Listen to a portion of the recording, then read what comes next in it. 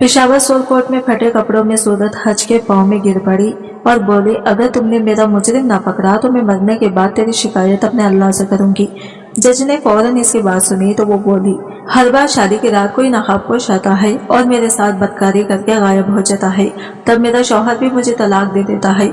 ये सुनकर जज बोला, कल तक मुजरिम तुम्हारे सामने होगा। जज ने इस सूरत से खुद शादी कर ली और फिर शादी की रात क्या हुआ सुनकर आप पर कयामत टूट जाएगी। मैं कोर्ट रूम से निकला ही था और अपनी सिक्योरिटी के हिसाब में था कि जब भी वो सूरत दोबारा मेरी सिक्योरिटी वालों से झगड़ती हुई नजर आई। मेरी सिक्योरिटी वालों को हिदायत थी कि किसी को भी इस तरह मुझसे मिलने ना दिया जाए, क्योंकि मेरी जान को खतरा था। हम लोगों के साथ ऐसे ही मामलात होते हैं। मगर वो औरत फिर मेरे गार्ड्स के साथ हाथापाई करने लगी थी और मेरा गार्ड इसे तमीज के साथ दूर हटाने की कोशिश कर रहा था। औरत जात ही हाथ या धक्का लग जाता तो मीडिया में तमाशा बनता। वैसे ही मीडिया वाले हम पर बड़ी नजर रखते हैं, इसलिए मैं तेज तेज कदम उठाते अपनी गाड़ी में बैठ गया और फिर जब मेरी गाड़ी रवाना हुई तो वो सूरत खुद ही रोती हुई पीछे हट गई। वो बहुत अजीब अंदाज से रो रही थी। इसे देखकर ऐसा लगता था जैसे इसके साथ कोई बड़ा मामला हो, लेकिन जो भी था कानून के कुछ तकाजे होते हैं। इसे पुलिस में रिपोर्ट दर्ज करवानी चाहिए थी और फिर जब केस अदालत में आता तो मैं खुद सुनवाई करता, लेकिन अजीब बात थी कि वो सीधे मुझ तक पहुंचने की कोशिश कर रही थी। रात के वक्त अपने अम्मा के कमरे में गया तो मुझे वो औरत याद आई। मैंने अम्मा को बताया कि बड़ी अजीब सूरत है, पता नहीं अपना मसला डायरेक्ट क्यों मुझ तक पहुंचाना चाहती है। मेरी बात सुनकर अम्मा कहने लगी, गरीब मजबूर होगी, इसकी बात सुन ले, क्या पता किसी गरीब की दुआ है तुझे लग जाए। अम्मा की बात पर मैंने आह भरी थी। वाकई ही मुझे किसी की दुआओं की बड़ी जरूरत थी। कहने को मैं एक सोल कोर्ट का जज था, लेकिन जिंदगी के उतार चढ़ाव इस कदर ज्यादा थे कि मैं थकन का शिकार हो चुका था और चाहता था कि अब मुझे सुकून नसीब हो। मेरी अम्मा ने मेरे सर पर हाथ रखा और कहने लगी, कभी कभी किसी दूसरे की दुआ हमारे हक में ऐसे कबूल होती है कि हमारी सारी परेशानियां खत्म हो जाती हैं। तू भी एक दफा इस औरत की बात सुन ले। मैंने अम्मा से कहा कि ठीक है। सुबह तक मैं इस बात को भूल गया। मसरूफियात इतनी होती थी, फिर 2 केसेस सुनते थे। जब मैं कोर्ट के एहतियात से निकलने लगा तो मुझे वही सूरत नजर आई। मैंने गार्ड को इशारा कर दिया कि इसे आने दो। ये सुनते ही गार्ड ने इसे रास्ता दिया और वो आते ही मेरे पैरों में गिर गई और इसकी हालत देखकर मेरे रोंगटे खड़े हो गए, क्योंकि इसके कपड़े जगह जगह से फटे हुए थे, बाल बिखरे थे और वो कह रही थी कि मेरी मदद करो। अगर तुमने मेरी मदद ना की तो अल्लाह को क्या जवाब दोगे। इसकी हालत देखकर मैं सोच में पड़ गया था कि ये कोई मंगने वाली फकीर है या फिर कोई मजबूर औरत। ना जाने इस पर ऐसा कौन सा जुल्म का पहाड़ टूटा था कि वो सीधे इंसाफ की दिखाई देती मुझ तक पहुंच गई थी। मैंने इससे कहा, बीबी पुलिस में केस करो, बात अदालत तक आएगी तो मैं खुद तुम्हारे केस पर काम करूंगा। वो कहने लगी, हम जैसे लोगों की सुनवाई नहीं होती, इसलिए तो मैं सीधे आप तक आई हूँ। मैंने सुन रखा है कि आप बहुत नेक हैं, इंसाफ पसंद है। आपकी अदालत से कभी कोई खाली हाथ नहीं जाता, बल्कि हर मुजरिम को सजा मिलती है। मैं चाहती हूँ कि मेरे मुजरिम को भी आप सजा दें। मैंने एक नजर इस पर डाली और कहा कि ठीक है, गाड़ी में बैठ जाए और फिर ड्राइवर से कहा कि ऑफिस की तरफ गाड़ी ले लो। मैं चाहता था कि एक दफा सुकून से इसका केस सुन लो और फिर इसके बाद पुलिस से राबिता करके इसकी कुछ मदद कर दूं। परेशान हाल तो वो थी ही और इसे मदद की भी जरूरत थी, लेकिन जिस तरह की मदद वो चाहती थी इस तरह कानून के ज़ाबिते के तहत काम नहीं हो सकता था। मैं इस औरत को लेकर अपने कमरे में पहुंच गया और फिर इसे बिठा दिया। सिक्योरिटी से कहा कि इस औरत के लिए ठंडा ला दे और फिर खुद इसके सामने बैठ गया और कहा, बताओ यही क्या मामला है ताकि मैं तुम्हारे लिए कुछ कर सकूं। वो जो कुर्सी पर बैठी थी अचानक ही कुर्सी से उतरकर मेरे कदमों में बैठ गई और फूट फूट कर रोने लगी। मैं खामोशी से इसे देखने लगा, क्योंकि इस तरह से रोने से इंसान के दिल का गुबार हल्का हो जाता है। मैं खुद भी तो ऐसे ही अपनी जिंदगी पर आंसू बहाना चाहता था, लेकिन आज तक ना बहा सका था, इसलिए दिल पर बोझ लिए घूम रहा था।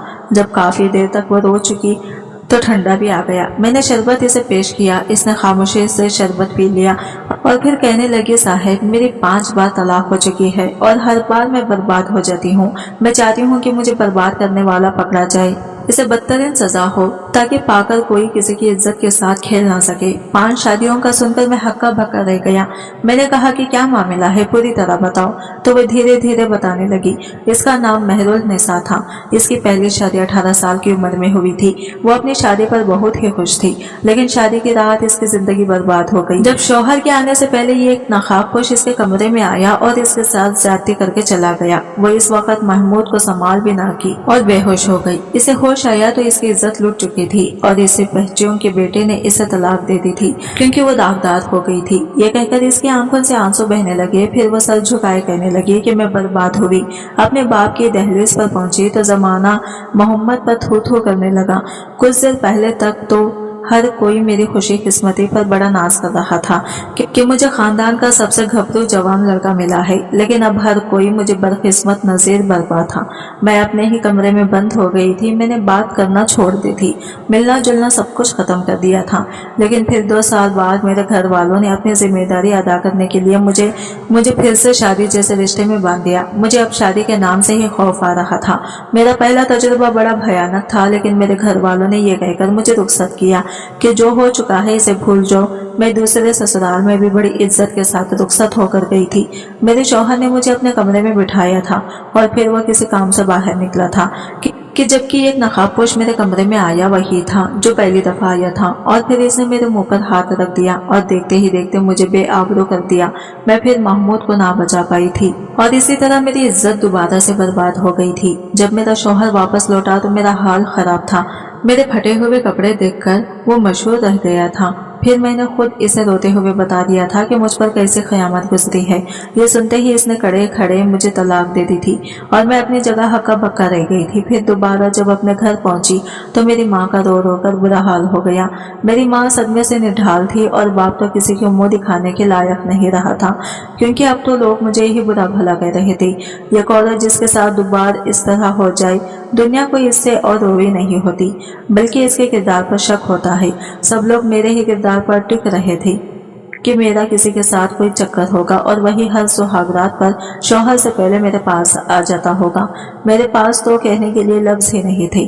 मैं बस खामोशी से खुद पर लगते इल्जामों को सह रही थी। फिर कुछ अरसे बाद मेरी माँ मेरा गम लिए इस दुनिया से चली गई और मैं अपने बाप के साथ रहने लगी। फिर मेरे बाप को हार्ट अटैक हुआ तो वो मुझसे कहने लगे, महर, शादी के लिए तेरी शादी हो जाएगी तो मुझे सुकून हो जाएगा। जबकि मैं अब शादी के नाम से ही गायब हो चुकी थी। लेकिन फिर अपने बाप की खुशी की खातिर मैंने अपने माँ जी को भूलने की कोशिश की और तीसरी दफा रुखसत होकर चली गई। अब्बा ने यह सोचकर एक गरीब शरीफ इंसान के साथ मेरी शादी कर दी थी कि अब की बार ऐसा नहीं होगा, लेकिन ये अब्बा की गलत फहमी थी। मेरी जिंदगी में इस नकाबपोश ने ऐसा जंग लगाया था जो किसी तरह उतरे नहीं रहा था। तीसरी सुहागरात पर भी मेरे साथ वही सब कुछ हुआ था और फिर मैंने एक दफा पाकर अपने घर लौट आई थी। मेरा सारा वजूद जख्म था। फिर चौथी और 5वीं बार भी ऐसा ही हुआ और फिर मैंने अब्बा के आगे हाथ जोड़ दिए कि अब मैं शादी नहीं करूंगी। लेकिन अब एक दफा फिर मेरे बाप ने ये बात कह दी, मुझे शादी कर लेनी चाहिए क्योंकि अब वो अपने आखिरी सांस से जी रहा है। अब्बा के सिवा मेरी जिंदगी में कोई भी नहीं है। अब्बा चाहते हैं कि पहले मेरा घर बस जाए, लेकिन मैं चाहती हूँ कि पहले मेरा मुजरिम पकड़ा जाए, वरना छठी बार भी मैं तलाक ही होगी। यह कहकर वो औरत बुरी तरह से रोने लगी और मैं हैरत से इसकी कहानी सुन रहा था कि इस तरह कैसे मुमकिन था कि एक ही नकाबपोश एक औरत के साथ 5 बार ज्यादती कर दी है और पकड़ा भी ना जा सके। मैंने हैदर से पूछा कि तुमने ये आई दर्ज क्यों ना करवाई। वो कहने लगे कि पहली बार तो माँ बाप ने इज्जत की खातिर खामोश करा दिया, दूसरी बार भी ऐसा ही हुआ, लेकिन तीसरी बार मैं पुलिस स्टेशन पहुंच गई ताकि रिपोर्ट दर्ज करवा सकूं। लेकिन पुलिस वालों ने तो उल्टा मेरे ही किरदार पर उंगली उठा दी, मुझे बुरा भला कहा। मेरी शर्म से जान निकल गई और मैं वापस अपने घर चली गई। फिर मैं दोबारा पुलिस स्टेशन ना गई। मुझे ना पुलिस पर एतबार रहा ना इस निज़ाम पर। लेकिन मैंने आपकी नेक नामी के बड़े चर्चे सुने हैं। हर कोई कहता है कि एहतशाम साहब अपने काम के बड़े के हैं। जो केस इनके पास जाता है इंसाफ के साथ इसे निपटाते हैं। मैं भी आपको खुदा का वास्ता देकर कहती हूँ कि मेरा फैसला, मेरे साथ होने वाली ज्यादती का फैसला आप करें ताकि मैं अपने आगे की जिंदगी सुकून से गुजार सकूं। मैंने हैदर से कहा कि जब तक पुलिस केस दर्ज नहीं होता, सारी मामूलात इकट्ठी नहीं की जाती, तब तक के मुजरिम पकड़ना मुमकिन नहीं है। तुम्हारे साथ पूछगिछ होगी तफ्तीश होगी, क्या मामला रहा है, किसी से दुश्मनी है, किसी से मिलती जुलती रही हो, ये सारी बातें तो पुलिस ही जानेगी और इसके बाद ही कुछ हो सकेगा। ये सुनकर मेहरुलनिसा ने मेरे आगे हाथ जोड़ दिए। कहने लगी, पुलिस के पास तो मैं नहीं जाऊंगी और ना ही पुलिस कभी ढंग से तफ्तीश करेगी। अलबत्ता अगर आप मेरा मुजरिम पकड़ना चाहते हैं तो मैं छठी बार भी शादी के लिए तैयार हूँ। शादी की रात ही मेरा मुजरिम पकड़ लीजिएगा, वरना आप अल्लाह के जवाबदार होंगे कि एक मजबूत औरत आपके पैरों में बैठी थी और आपने इसकी बात ना सुनी। इसकी बात सुनकर मैंने इसे तसल्ली दी और कहा, फिक्र ना करो मेहरुलनिसा, मैं तुम्हारे लिए कुछ ना कुछ करता हूँ। तुम 2 दिन बाद आना, जब तक कि मैं कोई हल सोच कर रखता हूँ। वो जाने के लिए उठकर खड़ी हुई और कहने लगी, साहब मेरा मुजरिम इसी सूरत में पकड़ा जा सकता है कि जब मैं छठी दफा भी शादी करूँ, इसलिए आप मेरी शादी का इंतजाम करवा दें। इसकी बात सुनकर मैंने ही दिया, मैं जज था, कोई मैरिज ब्यूरो वाला तो नहीं था कि इसकी शादी का इंतजाम कर देता। लेकिन फिर निकलते निकलते इसने आखिरी बात ऐसी कही कि मैं चौंक उठा। कहने लगी, साहब अगर आप इतने ही नेक और ईमानदार हैं तो मेरा मुजरिम पकड़ने के लिए मुझसे शादी का ड्रामा कर लें। क्या पता इस ड्रामे से मेरा मुजरिम पकड़ा जाए। आपके बाद तो इसकी बात सुनकर मैं पूरी तरह ही उछल पड़ा था। वो तो सीधे मुझे ही इस कहानी में शामिल करना चाहती थी। मैंने सख्ती से कहा कि 2 दिन बाद आना, फिर बात करते हैं, अभी मैं मसरूफ हूँ, और इसे जाने कह दिया कि अलबत्ता इसकी बात ने मुझे बहुत शौक कर दिया था कि कैसे वो मेरे साथ ही शादी के ड्रामे की बात कर रही थी। मेरे 2 दिन बहुत ही ज्यादा मसरूफ गुजरे थे और फिर 2 दिन बाद वो दोबारा मेरे सामने मेरे दफ्तर में बैठी थी।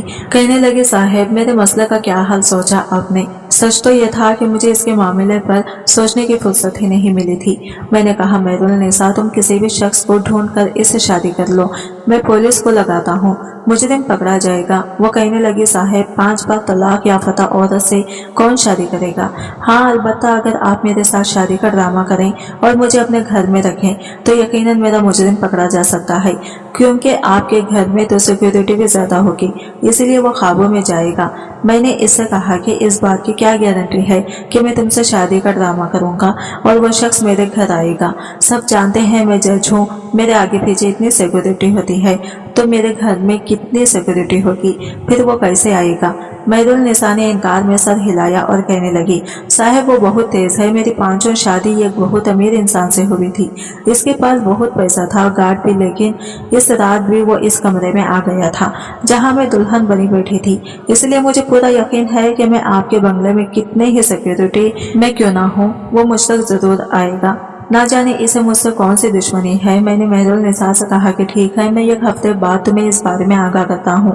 अभी 1 हफ्ते मुझे दूसरे शहर जाना है। फिर मैंने इसे वापस भेज दिया। ये 1 हफ्ता मैंने इसकी छानबीन के लिए लिया था, क्योंकि मैं इसके बारे में कुछ भी नहीं जानता था। बस और दीदी के बिना पर इसे अपने हाफिज तक ले आया था, लेकिन अब मुझे इसमें दिलचस्पी हो गई थी। मैं जानना चाहता था कि इसकी कहानी में कितना सच है और कितना झूठ। और फिर मैंने 1-2 पुलिस वालों से बात करके इन्हें मेहरुलनिसा का रिकॉर्ड निकालने का कह दिया।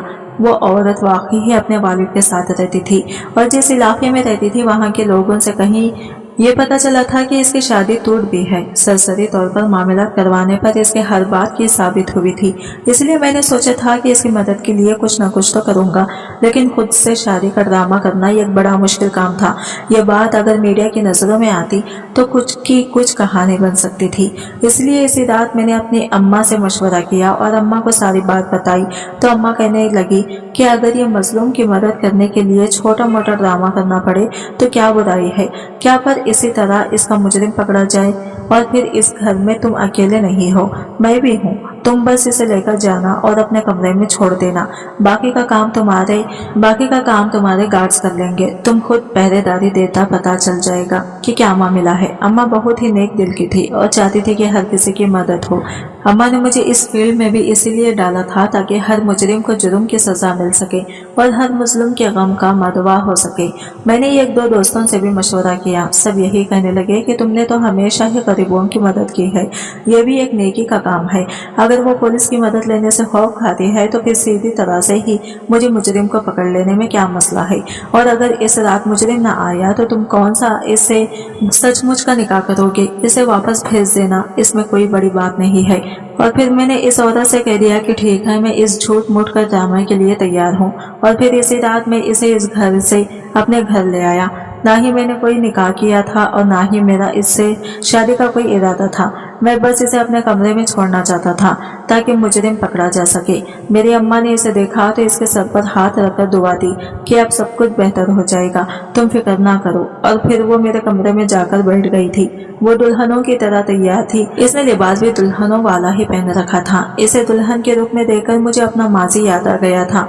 मैं एक शादीशुदा मर्द था जिसकी बीवी एक हादसे में इंतकाल कर गई थी। हादसा क्या था? वही मेरी दुश्मनियां थी जो काम के सिलसिले में हो जाती थी, और इसकी वजह से जब किसी ने मेरा निशाना लेना चाहा तो इस वक्त गाड़ी में मैं नहीं बल्कि मेरी बीवी थी और गोली इसके सीने में गई थी। वो दुनिया से चली गई थी और यही सदमा मुझ पर बहुत भारी था। आज तक इसका मुजरिम भी ना पकड़ा गया था और मैं चाहता था कि किसी तरह इसका मुजरिम पकड़ा जाए। इसलिए मैं हर मजलूम का दर्द महसूस भी करता था और इसे इंसाफ दिलाने की कोशिश भी करता था। मेरी बीवी तो इस दुनिया में नहीं रही थी, लेकिन मैं चाहता था कि महरून निसा की जिंदगी आबाद हो जाए। इसलिए मैंने यह कदम उठा लिया था। मैंने कमरे के इर्द गिर्द सिक्योरिटी टाइट कर दी थी। बंगले के चारों तरफ भी सादा कपड़ों में गार्ड्स मौजूद थे। मैं खुद भी जाग रहा था, कमरे से बाहर ही मौजूद था। इस कमरे का एक ही दरवाजा था और कोई खिड़की वगैरह भी नहीं थी, इसलिए जो कोई भी आना इसी दरवाजे से आना था।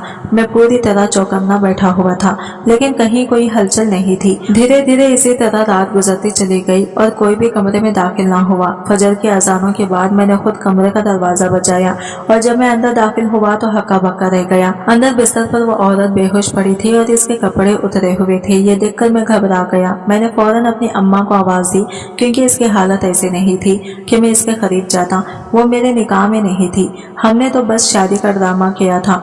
मेरी माँ आ गई। अम्मा भी इसका हाल देखकर चीख उठी। फिर इसे होश दिलाया और होश में आते ही वो रोने लगी और कहने लगी, मैं बर्बाद हो गई, मेरी इज्जत लुट गई है, मेरे पास कुछ नहीं बचा। इसकी बात सुनकर मैं हक्का बक्का रह गया, क्योंकि कमरे में तो कहीं से भी कोई नहीं आ सकता था।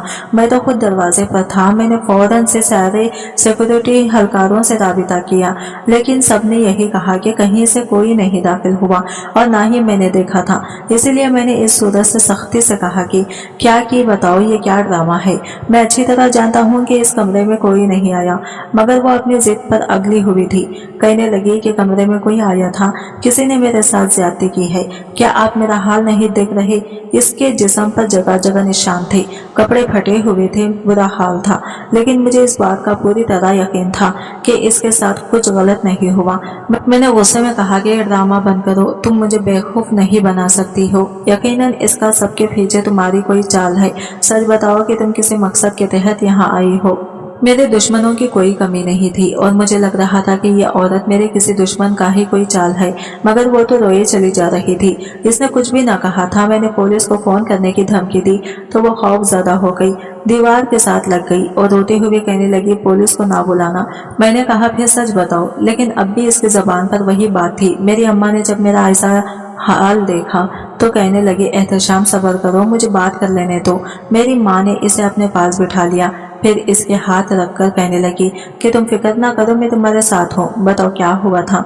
और इसने वही किस्सा दोहराया जो दोहरा चुकी थी। इस औरत को बाहर ना निकलने देना, मैं इसके बारे में सब मालूमात निकलवा दूंगा। मैं तो ये किसी दुश्मन की साजिश ही लग रही थी। फिर मैंने पुलिस वालों से इसके बारे में मजीद अच्छी तरह जानकारी निकालने की बात की तो उन्होंने बहुत ज्यादा ही तफ्तीश का दौरा वसी कर दिया। वो औरत इस मोहल्ले में कुछ रही पहले ही आई थी। इससे पहले वो लोग को कहीं और रहती थी। वहां से भी यही पता चला था कि इसके साथ हर शादी की रात कुछ बुरा होता है और फिर इसकी तलाक हो जाती है। इसी तरह वो मोहल्ले बदलती गई थी और हर जगह इसके बारे में ऐसी ही बात सुनने को मिली थी। और फिर पुलिस वालों ने इसके बाप को पकड़ लिया था, जो बिल्कुल बिस्तर मुर्ग पर था, और इसे कहा था कि सच बताओ कि तुम्हारी बेटी के साथ क्या मामला है। और फिर इसके बाप ने जो कुछ बताया था वो जानकर मेरे रोंगटे खड़े हो गए थे। इसने बताया था कि इसकी बेटी सिर्फ 6 साल की थी जब पहली बार जाति का निशाना बनी थी। इसके साथ किसी ने जाति करके इसे छोड़ दिया था और तब से अक्सर ही ऐसा लगता था जैसे रात को कोई इसके साथ जोर जबरदस्ती कर रहा हो। इस पर एक अलग ही किस्म का भूत सवार होता था। वो अपने कपड़े फाड़ती, खुद को नुकसान पहुंचाती और फिर चीखने चिल्लाने लगती। इसके बाप ने इसका इलाज करवाया तो वक्ती तौर पर वो ठीक हो गई। यहाँ तक कि यह बात दुनिया से छुपाकर इसकी फुप्पू के बेटे के साथ इसकी शादी कर दी गई। लेकिन शादी की रात भी इस पर भी दौरा पड़ा। और इसने अपने साथ ये सलूक किया और सबसे सच सच कर खुद ही कह दिया कि मेरे साथ बदकिरदारी हुई है, क्योंकि इसके ज़हन पर ही बात सवार थी और इसी बात की वजह से इसे तलाक हो गई थी। हमने इसे बहुत समझाया, इसका इलाज भी करवाते रहे, लेकिन इसके साथ ये मसला ऐसा ही है। हमने दोबारा भी यही सोचकर इसकी शादी करवाई थी कि ये ठीक हो जाएगी, लेकिन ऐसा कुछ ना हुआ और फिर इसके 5 शादियां इसी वजह से ख़त्म हो गई। अब की बात जब मैंने दोबारा मरने से पहले इसे इसके घर का करना चाहा तो इसने जिद बांध ली कि वो पहले अपना मुजरिम पकड़वाएगी और फिर ही शादी करेगी। इसका बाप जानता था कि इसका मुजरिम कोई और नहीं बल्कि वो खुद है, जो बचपन में होने वाले एक जुर्म की सज़ा अब तक खुद को दे रही थी। वो जुर्म जो इसके साथ किया गया था, इसलिए इसका बाप खामोश हो गया, यहाँ तक कि वो किसी न किसी तरह मुझ तक पहुँच गया। इसके बाप ने इसके सारी मेडिकल कंडीशंस की रिपोर्ट भी दिखाई थी और इस डॉक्टर का पता भी दिया था जिससे इसका सच में इलाज होता रहा था। ज़्यादा पैसे ना होने की वजह से इसका इलाज मुकम्मल तौर पर नहीं हो पाया था, इसलिए वो ज़हनी कैफियत इस पर अब भी ताज़ी थी। जब इसके बारे में मुझे सब कुछ पता चला तो मैं हैरान रह गया। फिर मैं खुद इस डॉक्टर से मिलने के लिए गया और वाकई इस डॉक्टर ने इस बात की तस्दीक की कि वो बहुत कम उम्र से इस मर्ज का शिकार है। इसकी जब भी शादी होगी या कोई मर्द इसे अपने करीब महसूस होगा तो वो इसी तरह की हरकतें करेगी। मुझे इस बात ने बहुत दुख पहुंचाया था। वो मजलूम थी, जुल्म तो इसके साथ वाकई ही हुआ था, लेकिन इस वक्त जब वो सिर्फ 5 या 6 साल की थी, मैंने इसे वादा किया था कि मैं इसके मुजरिम को पकड़ूंगा और फिर मैंने इसका इलाज करवाना शुरू कर दिया था। साल पुराना केस था, इस पर काम करना बहुत ही मुश्किल काम 25 था, लेकिन जब पुलिस कुछ करने की ठान ली तो फिर कुछ भी नामुमकिन नहीं रहता। इसलिए मेरी सख्ती करने पर पुलिस ने छानबीन और तफ्तीश शुरू कर दी थी। आज मेहरुल निसा नफ्सियाती हॉस्पिटल में एडमिट है। इसके सारे इलाज का खर्चा मैं खुद उठाता हूँ, क्योंकि मैं चाहता हूँ कि वो भी एक नॉर्मल जिंदगी गुजारे। आज की वीडियो कहानी आपको कैसी लगी कमेंट करके जरूर बताइएगा और हमारे चैनल को सब्सक्राइब करें फ्रेंड्स।